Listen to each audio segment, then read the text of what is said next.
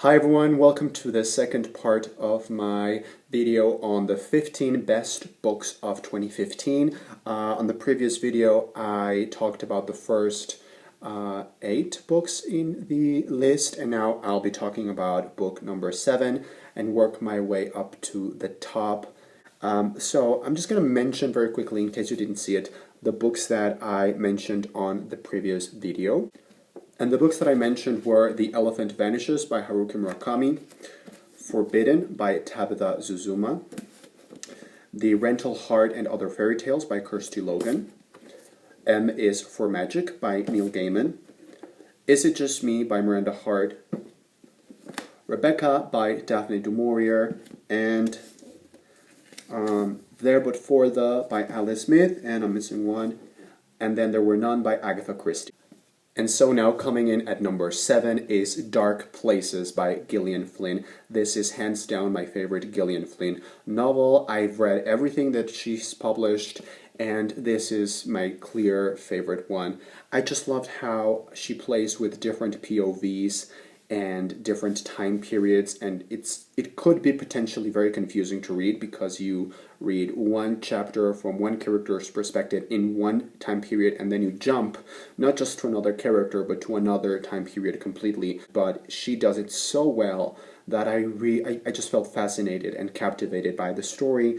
Also, this book has one of the best opening lines of any book I've ever read, and it says, "I have a meanness inside me, real as an organ. Slit me at my belly, and it might slide out, nasty and dark, drop on the floor so you could stomp on it. It's the day blood. Something's wrong with it." And it's just everything that Gillian Flynn does, but at its best. So if you enjoyed Gone Girl or Sharp Objects, or if you have read her most recent work, the novella The Grown Up, I strongly recommend you pick this one up because, in my opinion, it is much better. And I loved the core of the mystery was just so touching and moving. And of course, I'm not going to spoil the big reveal at the end because it is pretty awesome to find out on your own. But I loved just how this story does have a very sad center, a very sad thing at its core. It was very moving as well, and it's a very complete book, which in my opinion is what sets it apart from the rest of her novels. This one is a very well-rounded novel. It's not just a messed up thriller, although essentially it is. Also, there's a movie adaptation of Dark Places, and it's fantastic. I also strongly recommend it. Moving on, where are we? Oh yes, coming in at number 6, The 13th Tale by Diane Setterfield. This is a wonderful book that centers on books and storytelling particularly. I'm reading my notes, and I don't know why I'm not wearing glasses. That was stupid. The writing style was very elaborate and very elegant. It felt like reading a classic, some kind of Victorian novel, and it's amazing that this is a very recent modern piece of work. There's a story within a story. It feels like you are reading not just one story, but each story gives us depth about one of the characters in this book, and so we find out a lot of different stories about this mysterious character, and so it feels as if this book isn't just one story, a linear story, but it's like a Chinese contraption, a Chinese box filled with different boxes, and you can access each box and there's a different story in it. So it's just wonderful. It is kind of a ghost story, or at least it's supposed to feel like a ghost story, and I think it does. It is dark and enchanting, atmospheric, and I love that it's very thrilling and intriguing and suspenseful, and it's a real page-turner, but eventually it is mostly about themes as family and secrets, and most importantly, storytelling.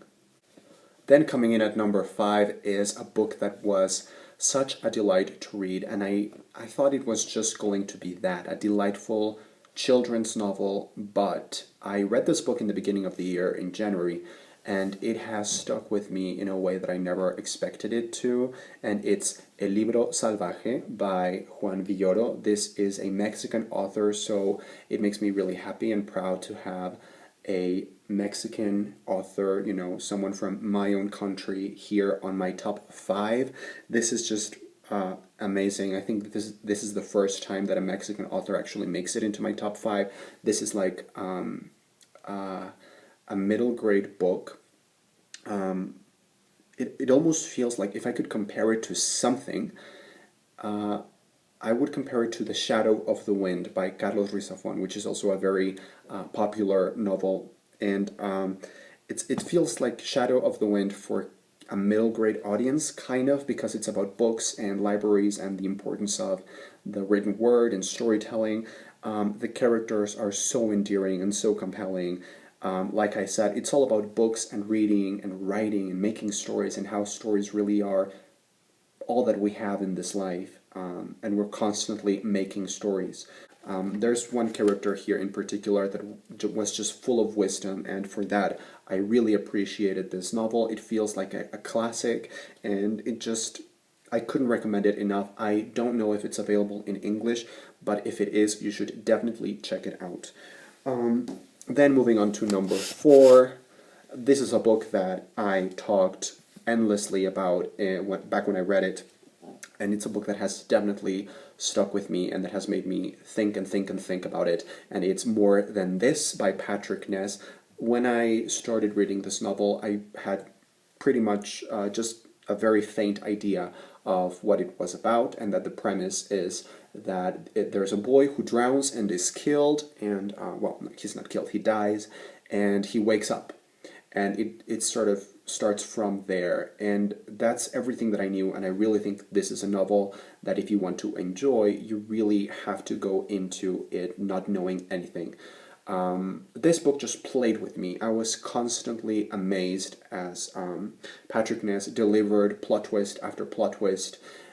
This book ended in a place that I never imagined it would end up at, and it was just wonderful to see how he could play with my head. And it is a very dark, terrifying story in my opinion, but it's also heartwarming and filled with the importance of life and identity and family and human connection and what ties us together.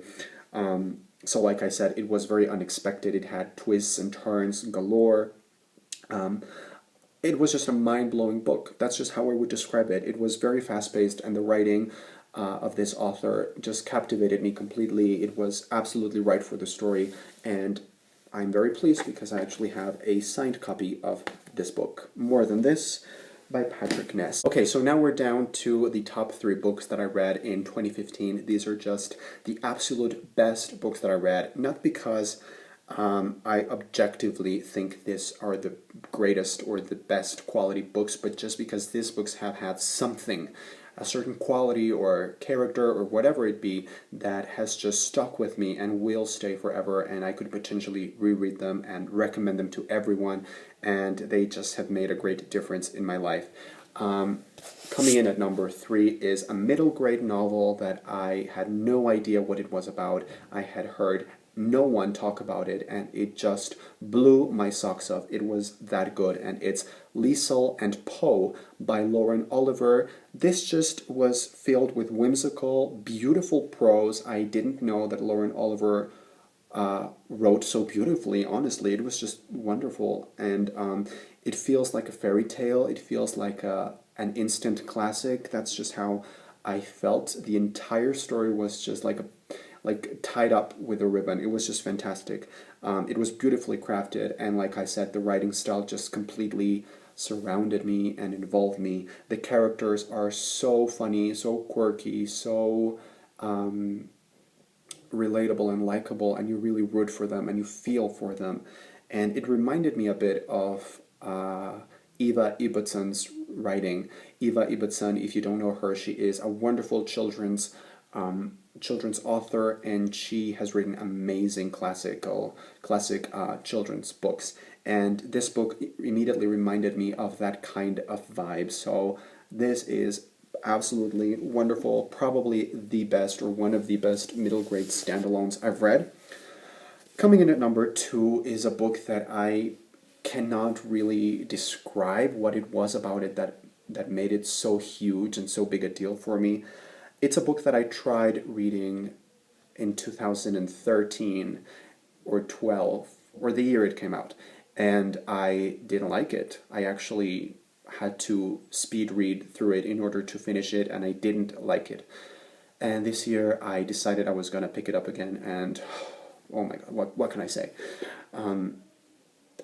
It was just everything that I want in a book now.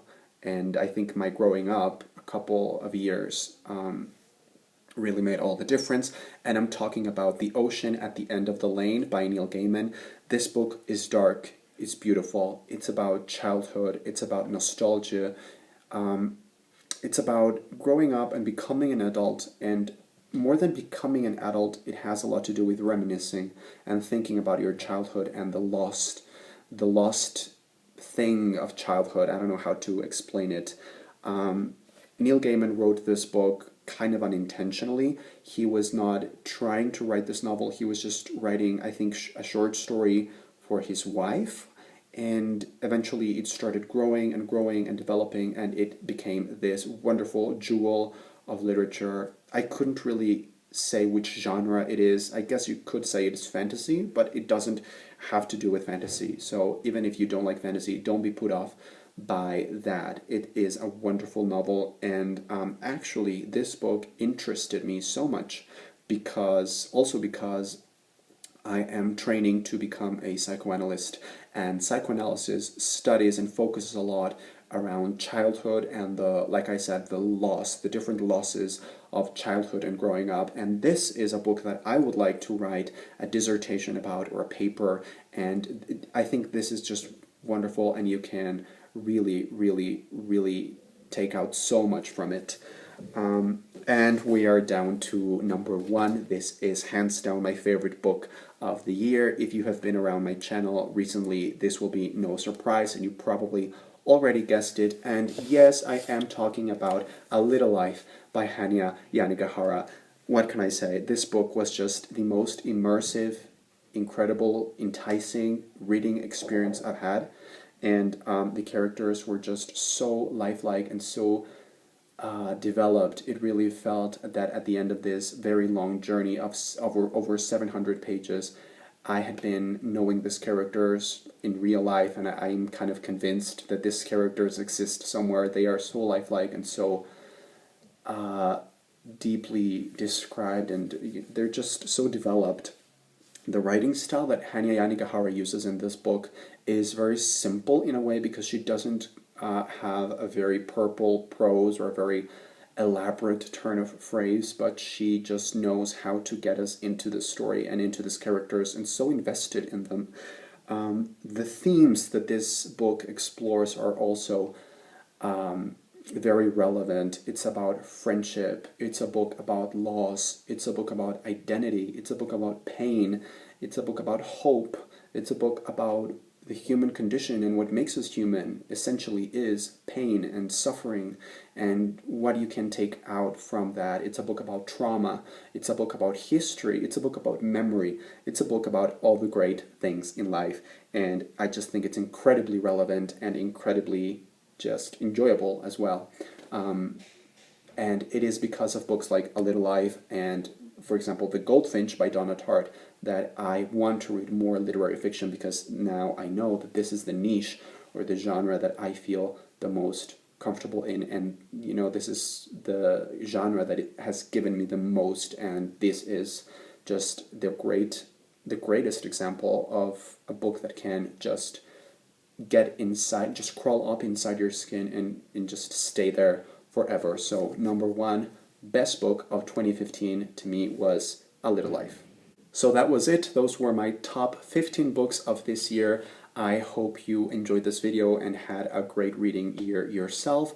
Feel free to comment, and I will see you on the next video. Thank you very much for watching.